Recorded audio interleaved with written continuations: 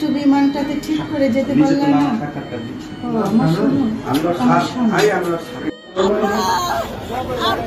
ছেলে পৃথিবী থেকে বিদায় নিয়েছে 2 সপ্তাহ হয়ে এলো, তাও মায়ের আহাজারি যেন থামছেই না।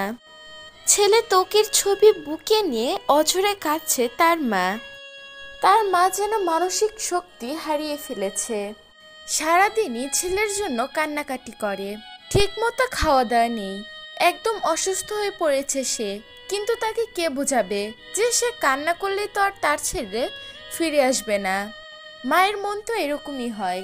সম্প্রতি সামাজিক যোগাযোগ মাধ্যমে এই ভিডিওটি তুমুল ভাইরাল হয়েছে। ভিডিওটিতে দেখা যায় ছেলের ছবি ধরে বসে রয়েছে তার মা। ছবি দেখছে আর বলছে, বাবা তুমি কি বিমানটা একটু ঠিক করে বিমানে উঠতে পারলে না? এই কথা বলে ছেলের ছবি বুকে জড়িয়ে নিচ্ছে। ত্বকের মৃত্যুতে তার পরিবার সহ তার প্রতিবেশীরাও অনেক হতাশ, কারণ ত্বকে একটা এত বড় মানুষ হওয়ার পরও তার মনে ছিল না কোনো অহংকার। সে সবার সাথেই মিশত, একদম স্বাভাবিক মানুষের মতোই। কোনো কাজ নিয়ে সে অহংকার করত না। তার স্ত্রীও বলেছে তার মতো স্বামী পাওয়া ভাগ্যের ব্যাপার। তার স্ত্রীকেও অনেক ভালোবাসত সে।